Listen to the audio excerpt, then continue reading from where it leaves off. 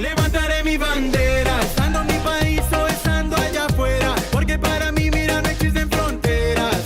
Yo levantaré mi bandera, wow. Levantaré mi bandera, estando en mi país o estando allá afuera, porque para mí, mira, no existen fronteras. No, no, y es que hay mucho sentimiento, lo grito al viento, de ser latino nunca me arrepiento. Lo digo desde la Suiza, centroamericana, rebota en Colombia y en Dominicana y yo. Hey guys, and welcome to the Latin Babbler Show. I am your host, the Latin Babbler. I'm here with my amazing co-host, absolutely Miss Rocky, Juana Ayala, who is the co-host of Latin Arte and Actors with Issues.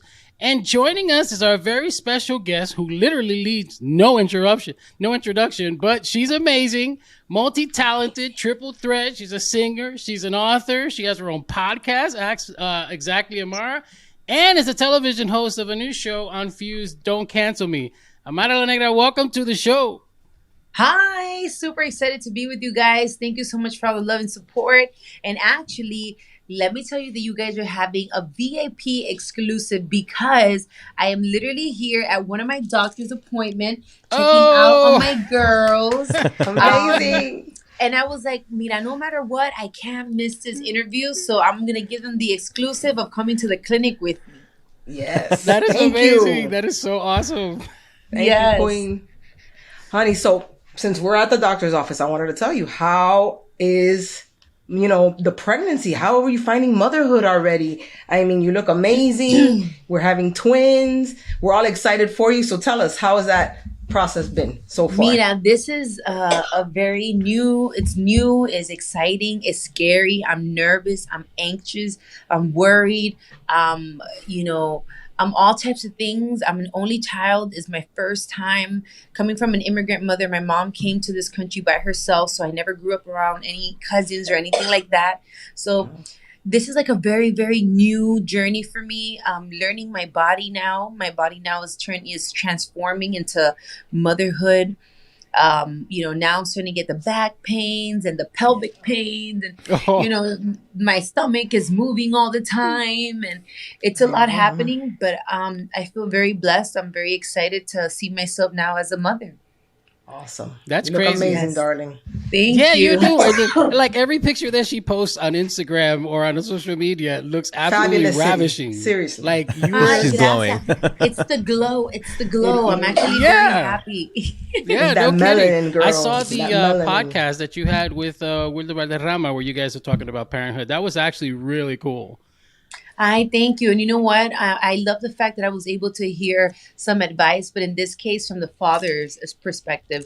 Sometimes we listen to so much of the female, aspect of what it is to be a parent, that it was beautiful to hear him as a father talking about how he's supportive of his wife and the things that he does while she's breastfeeding and all these other things that sometimes as women we might not necessarily appreciate or take in consideration, that when a woman gives birth and there's a male figure around, they also are taking a hit, Yeah, for real. I'm a single dad, so I know the whole schlemiel. I mean, it was really good to actually see both sides of that. And it was candid Yeah. conversation. Look, if anybody hasn't seen, you guys got to tune into that because if you're a new parent or even if you're a current parent, it was a great discussion. It was really Most good. definitely. And thank you for watching Exactly Amara every Thursday. You already know on I'm trying. iHeart. I'm trying. And I love it Hip Hop Miami too. Don't shoot. So I'm actually like a huge fan of your outspokenness. Like you literally tackle everything from the culture to self-empowerment, racism. And it seemed like that's what you focused on when you tried to do the show Don't Cancel Me. Did that inspire you? Like what was the purpose of creating the show? Well, I'm going to tell you the truth. For me, Don't Cancel Me came about because, sorry, by the way, it's not COVID. It's just that my mom's a little sick and she's with me as usual. Oh. We're always together. Mama. Say hi. Hi, Mom. Hi, Mom. Celebrity looking fabulous as always. But Mira, when it comes to Don't Cancel Me, shout outs to Fuse. I'm so grateful that Fuse gave me an opportunity to have a platform where I can be open and honest. I feel that these days we're in a very sensitive era. We're in the era of cancel culture, where you can Agreed. even express Yeah. yourself without everybody being ready to judge you. And I feel that sometimes it's more important to try to understand the other person's perspective and point of view instead of just being ready to point. Just because I disagree with you on a certain subject doesn't mean that I dislike who you are as a person. We just disagree. And I feel like we've lost that space where we're mature enough to agree to disagree and still be respectful. However, I do understand that some people do deserve to be canceled because you know exactly what you're saying, what you're doing, and how you're affecting a certain community with your actions and words. But that's what Don't Cancel Me really came about. You know, just being open, honest, transparent, judgment-free zone, zero taboos. You know, I talk about relationship, I talk about anal sex, I talk about, you know, racism, Everything under the immigration, sink. finances. Like, there's no limits, and we shouldn't have any limits to our conversations either. Yeah, I actually saw that episode and I was like, "Oop." It's It true. is what it is. It's true. It is what it is. So I like that you actually teamed up with Fuse, because I don't know if a lot of people know that Fuse actually merged with Nuvo TV, which was doing like a lot of Latino-based programming. And you know, one of the things about Fuse TV is that it's literally promoting diversity and inclusivity. And they're doing it a lot with like aiming it towards young adults, which is kind of like the new generation that's coming up. Mm-hmm. Do you think that was like a major factor in partnering with them for the show? Yes, most definitely. And I also feel that it was very necessary. It was necessary because it's this new era, it's this new age group that needs to hear these conversations in a way that they can understand it. Sometimes we can be too politically correct. Sometimes we can go like into a very too educational format. It has to be in a way that we can relate, that you know where I'm coming from and you understand. I want you to understand once we finish this conversation and not feel like it was so that you don't know what the hell you just watched. So that's why I'm like, let's just be honest. Mira, aquí everybody, we all have an ass. Aquí everybody, we all have a fetish. Over here, we all had some type of racism, racial experience. We, you know, like whatever it may be, it doesn't matter what it is. I want to be able to discuss it and not feel judged for giving out an opinion. I agree. I definitely agree with that. Yeah. And Amara, so with your show, you know, you've had 6 episodes air so far. You've covered sex and relationships, race and colorism, finance, body image, LGBTQIA rights, health and wellness. And you have 8 episodes total this season. So we're still waiting on those last 2. But what has been your favorite topic that you've covered so far? And also, is there something you haven't covered yet that you want to for season 2? Well, I'll tell you this, most definitely, and I'm always very honest, from this first season, my favorite episode was sex and relationship. Obviously, I'm very freaky and fun, but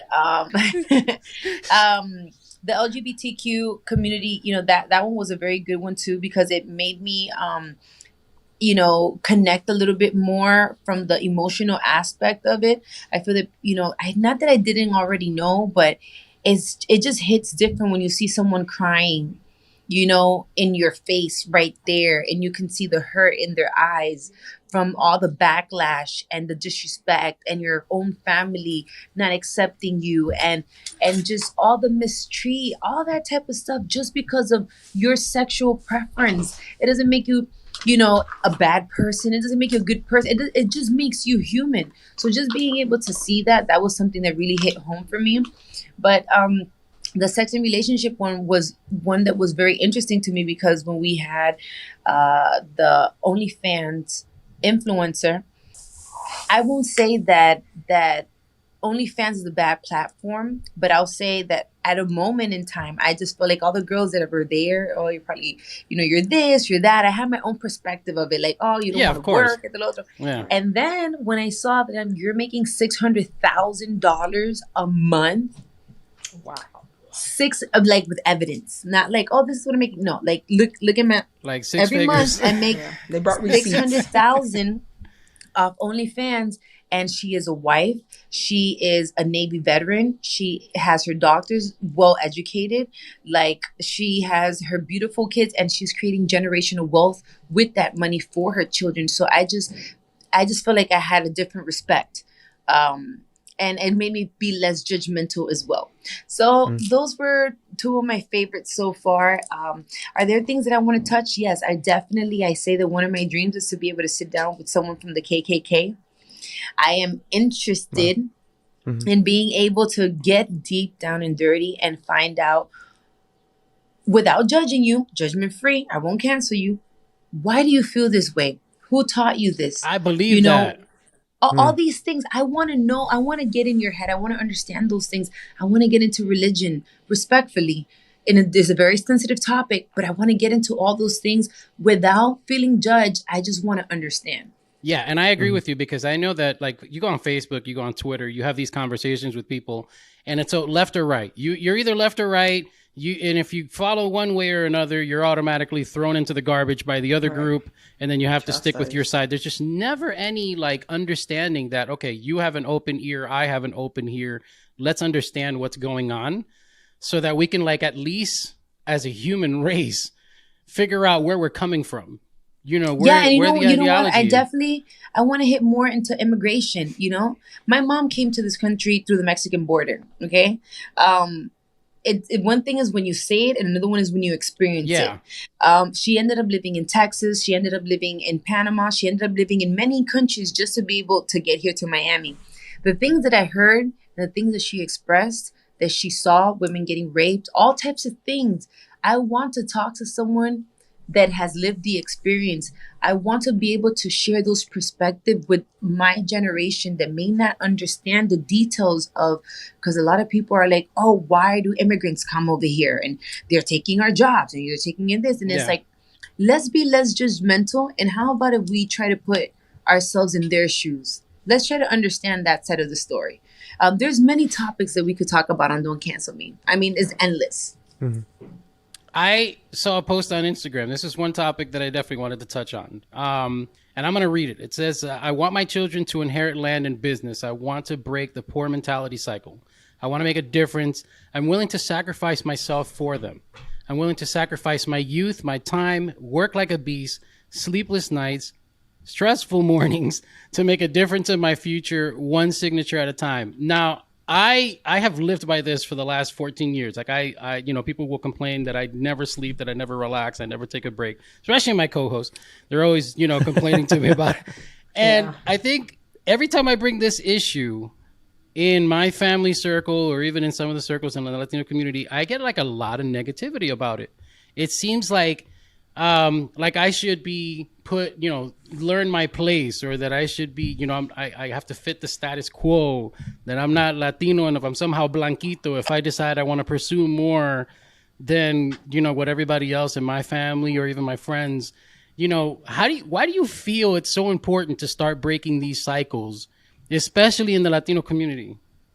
Well, because in my case, my mother sacrificed so that she could have me here in the United States and I could have a better future and have opportunities. So if I was given that, that blessing of being able to be born in a place where all you have to do is work, put in the work. It's not that it's not there. Put in the work. And that's the thing. Everybody wants things given to them. Yeah. Como que te lo pongan en bandeja de plata. O sea, no.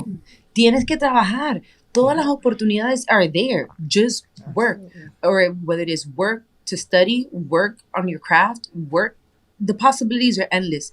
So I want to be able to, with all due respect, a diferencia and difference of African American, the African American community for the most part, minorities, y los Latinos, there's other races that create generational wealth for their children, their grandchildren. Exactly. And they continue the cycle. Yeah. And then that's why they have 10, 20 steps ahead of us. Unlike us, that we have to start from scratch every single time. So I'm like, it's a small little things, even a savings account, investing on real estate. No tiene que ser un apartamento de lujo, but even if you're able to apartar a little small apartment for when your kid grows up, at least you know that you have a roof. And now that'll give you more time to concentrate in your studies or to concentrate in a business plan or whatever it may be. So I do feel that generational wealth is extremely important. We need to become more financially educated. We need to support more of our own communities. We talk about it, we know it, but we still don't do it. So esa plática que te llega a ti cuando dieron los stimulus checks, que everybody was spending it, A lot of people that were smart about it, save it. Save it. Dejen de estar pariciando. Stop the Chanel bags and the Gucci bags. If you can't afford it, you see, then right don't there. do it.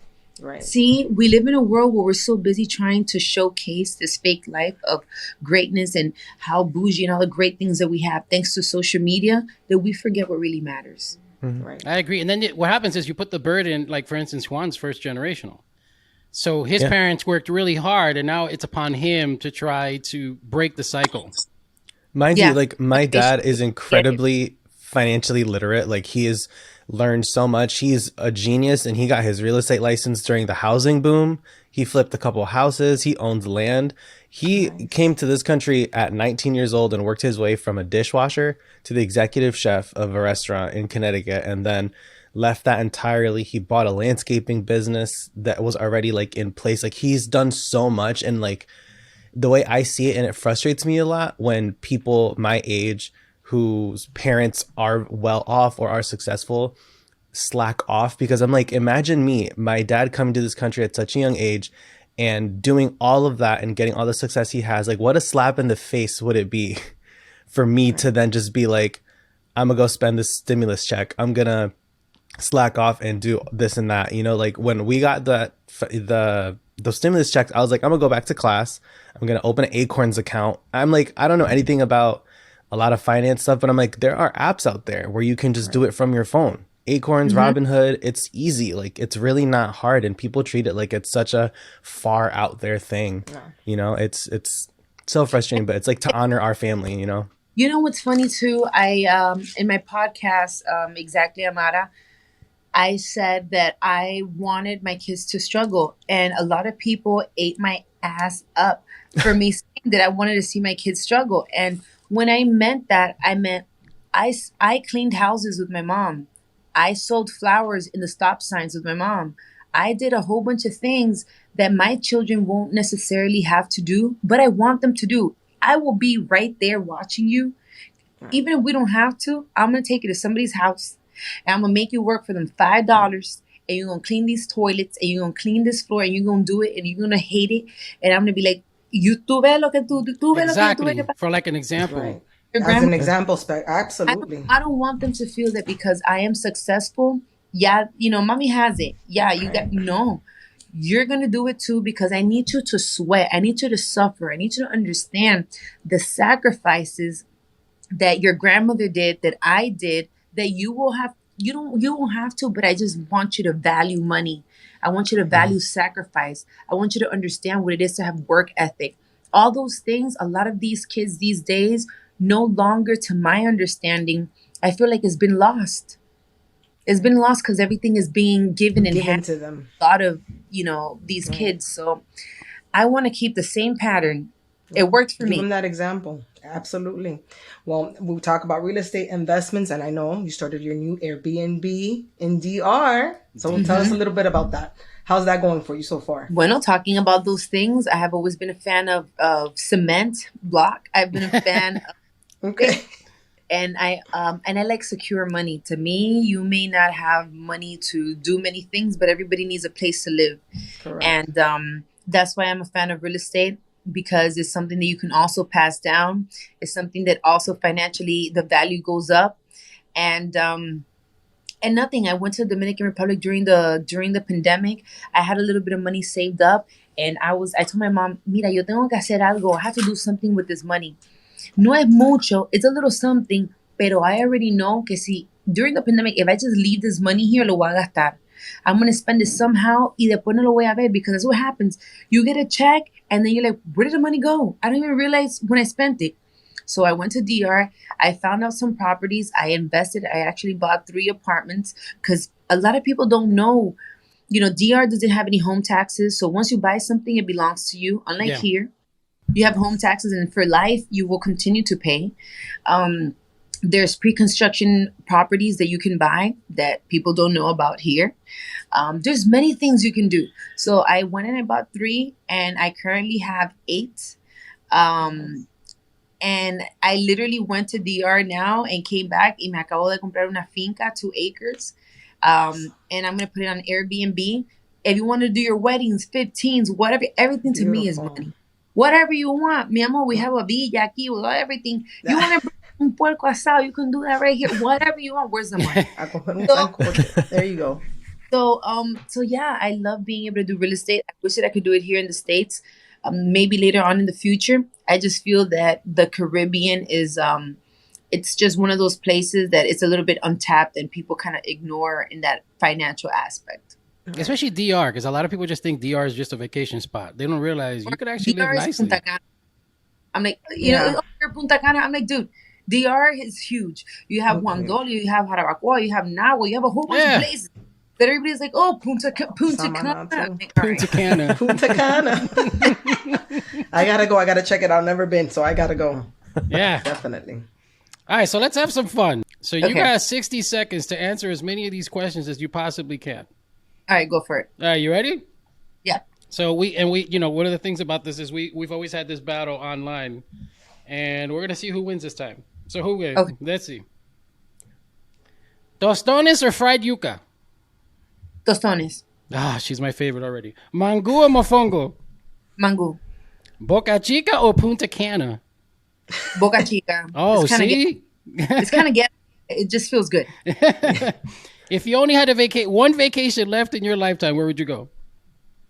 The Dominican Republic. Now she went back. Going back. All right. Do you prefer texting or talking?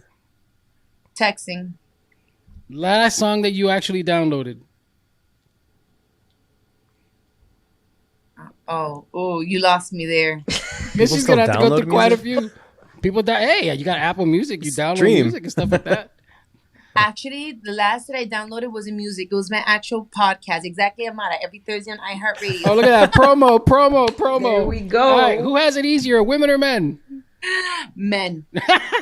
That's literally the answer. Hey, she got stuck. I'm like, deep down, I'm doing this interview right now, and I'm enjoying it and everything, but I'm still panicking because they left outside and they haven't come back. I know.